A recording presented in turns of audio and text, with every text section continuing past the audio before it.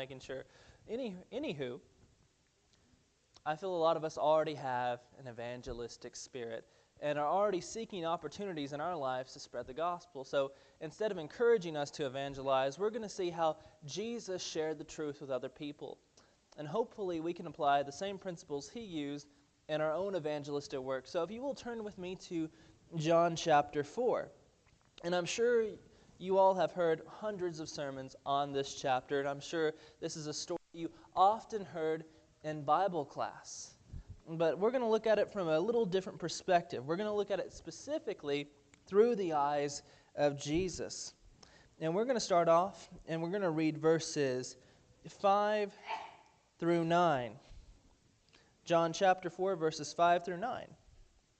So he came to a city of Samaria called Sychar, near the parcel of ground that Jacob gave to his son Joseph. And Jacob's well was there. So Jesus, being wearied from his journey, was sitting thus by the well, and it was about the 6th hour. There came a woman of Samaria to draw water. And Jesus said to her, "Give me a drink." For his disciples had gone away into the city to buy food. Therefore the Samaritan woman said to him, "How is it that you, being a Jew, ask me for a drink, since I am a Samaritan woman?" For the Jews had no dealings with Samaritans. First thing I want to point out before we really jump into the text is Jesus was worn out, and he had walked hundreds of miles all over Palestine. And I know most of you probably don't like to travel. Me and my wife don't either. In our first year of marriage, we put around 40,000 miles on our car. And we drove everywhere from Michigan to Alabama and to Georgia at least once a month to preach. And when you're tired and you're worn out, you really don't want to talk to anyone else. You probably want to be by yourself. You probably want to sleep as much as you can. But Jesus was worn out. He was tired. It was in the middle of the day. It was hot. And he still found an opportunity to share the truth with somebody. Now notice that it said that she was a Samaritan woman. Now, in the first century, men did not talk to women in public. In fact, husbands would not even talk to their wives in public. It was seen as an extremely inappropriate thing to do. But Jesus was not going to let this little social obstacle get in his way. John also points out that she is a Samaritan woman. And as we know, the Jews had no dealings with Samaritans. Of course, we know part of it was an ethnic issue. The Samaritans were not fully Jewish. They were seen as half-breeds. They weren't seen as anything special.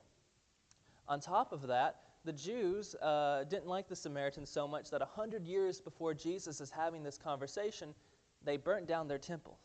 So you can imagine there was a lot of animosity between these two sets of people. But what Jesus does is he tries to break down these barriers. He tries to break the ice. So he asked her for a drink. Now that might not seem like a big deal to us, just having a glass of water with someone. But let's put it in a more modern perspective. Let's just rewind about 50 years. Many of you know that the state of Alabama was one of the big proponents of segregation. Even one of our governors said, "Let there be segregation now and segregation forever." Blacks and whites had their own restaurants. They had their own churches. They even had their own water fountains. Now, in my hometown, there's an ice cream place called Cream Delight, and it's pretty nostalgic for anyone who grew up with it. And if you go to the side, there are two sets of water fountains. You wouldn't know it now because they've taken the signs down, but once upon a time, that was one water fountain for white people. That was one water fountain for black people. And there would have been several people who would have not drinking out of the other because they would have felt disgusted or turned off by that. That's basically the same issue here, but Jesus is showing that he doesn't care about her ethnicity. He doesn't care about her heritage. He doesn't care about her culture. He cares about her. So he's breaking the ice. He's establishing a relationship. We'll read with me the next few verses.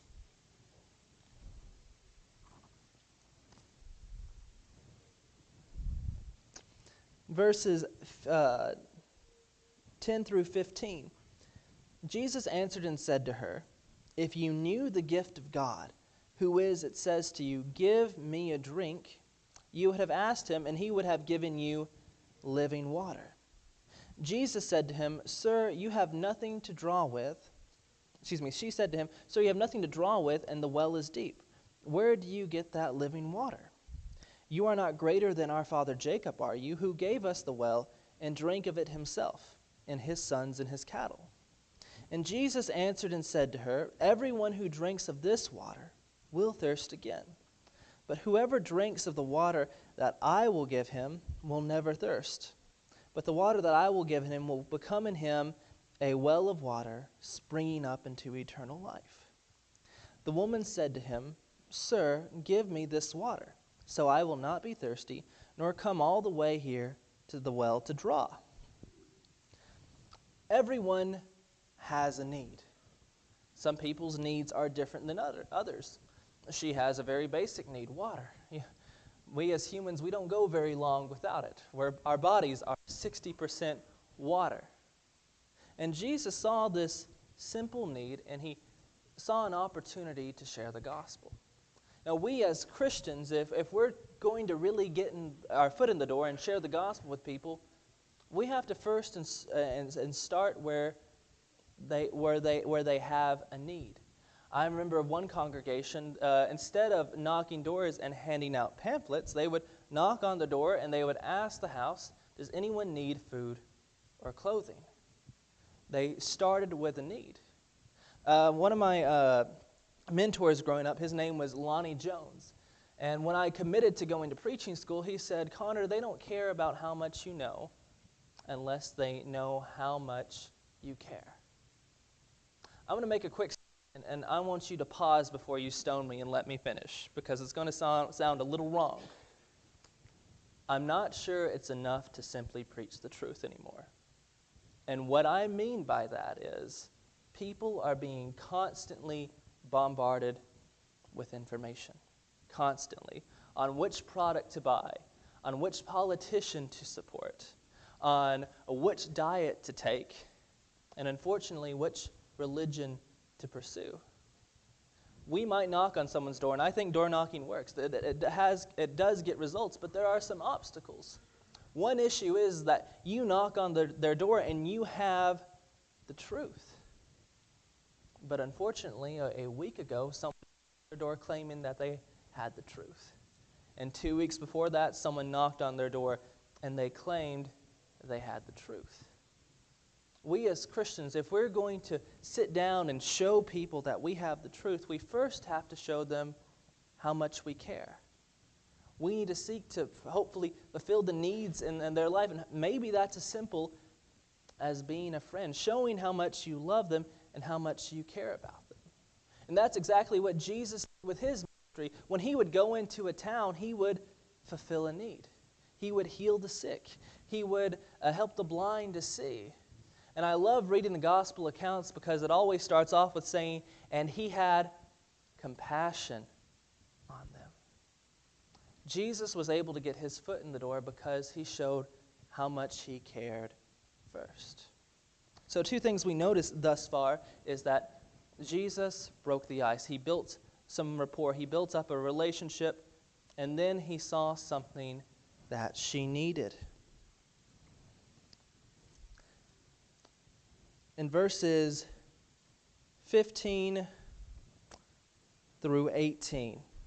Now I get to the hard part. At least it would probably get to the hard part for us. The woman said to him, "Sir, give me this water, so I will not be thirsty, nor come all the way here to draw."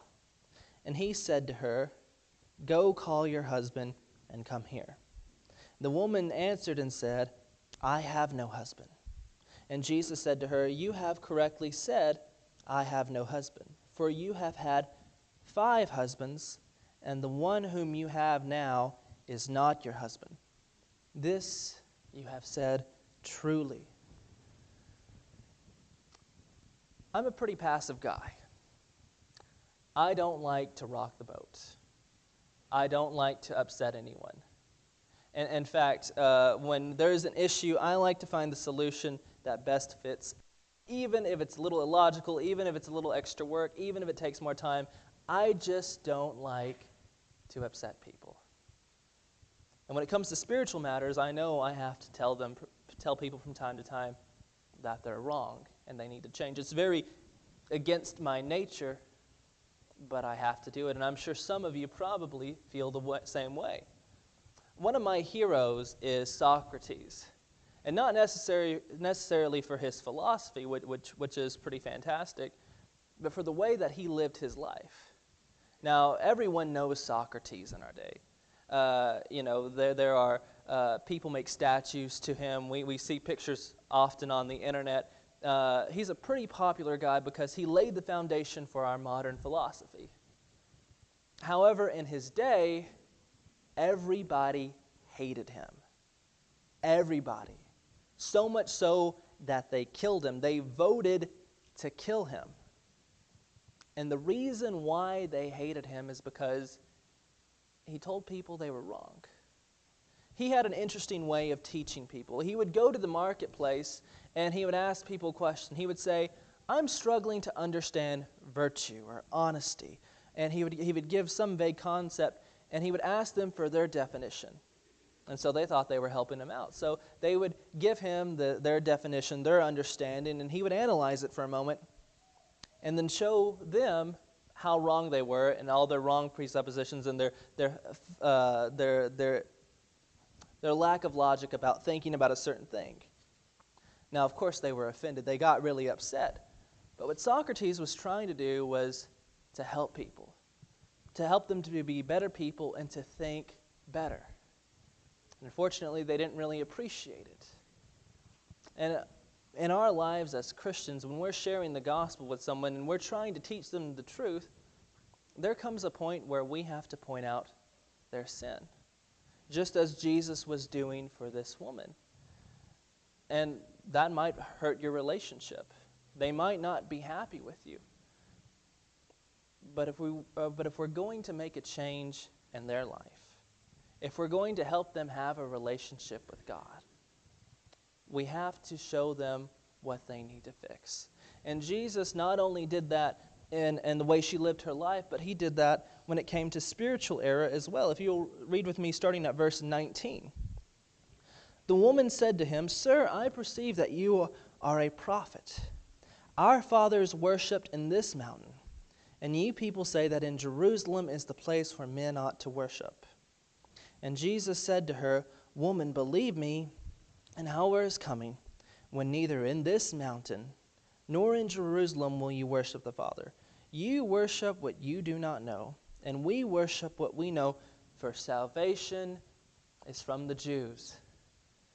As you can imagine, as her being a Samaritan, that's probably not the nicest thing to hear. When we're studying with someone, when we're sharing the gospel, and we're bringing someone to church, eventually we're going to be asked some pretty hard questions about their life and about their afterlife and perhaps even the afterlife of their family. They might ask us hard questions. They might say stereotypical statements like, oh, you just think you're the only ones going to heaven. Or they might even challenge you, and it might become difficult. But if we're going to make the difference in anyone's life, we can't sugarcoat the truth.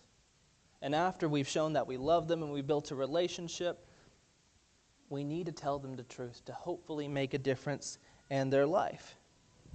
And at that point, the ball is in their court. I'm not a really big sports guy, so I hope I use that analogy correctly. But it's up to them.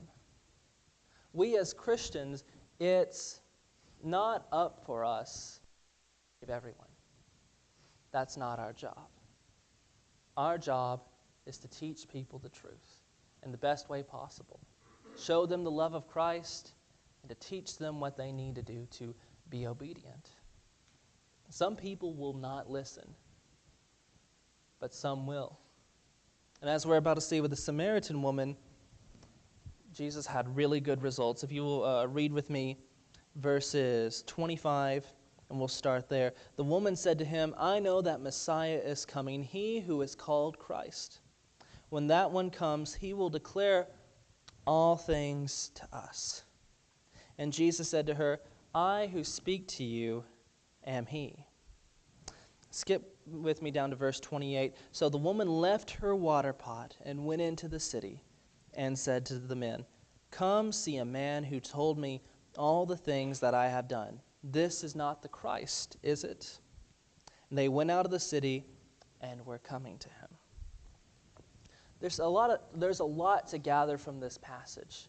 And one of the first things I want us to note is that we should never underestimate anyone's desire to learn the gospel. One of my good friends, who is a really good gospel preacher, and he has done wonders for the brotherhood, actually used to work for the mafia. He used to run drugs for the Hell's Angels. But life got hard. Life got bitter. And he was open to the truth, and he obeyed the gospel. I won't go into any details. I'm sure most of you have heard of Jeffrey Dahmer, perhaps one of the worst serial killers to ever live. While he was in prison, his father obeyed the gospel, and his father taught him the gospel, and he was baptized into Christ, and he became our brother before he passed away. I know we have to be cautious about casting our pearls before swine, but let us err on the side of caution and try to share the gospel with as many as we can. So another thing we can note from this passage is that Jesus saw a need first. He saw what she needed, and he went from there. If there is anyone who has not obeyed the gospel, if there is anyone who has not yet put Christ on in baptism, we would be glad to baptize you and to help you join our family. If there is anyone else who has fallen by the wayside and is not living in a manner that is pleasing to God, we would be glad to pray for you and help you along your journey. If there's any need at all, please come to the front and you will be waited on as we stand and sing.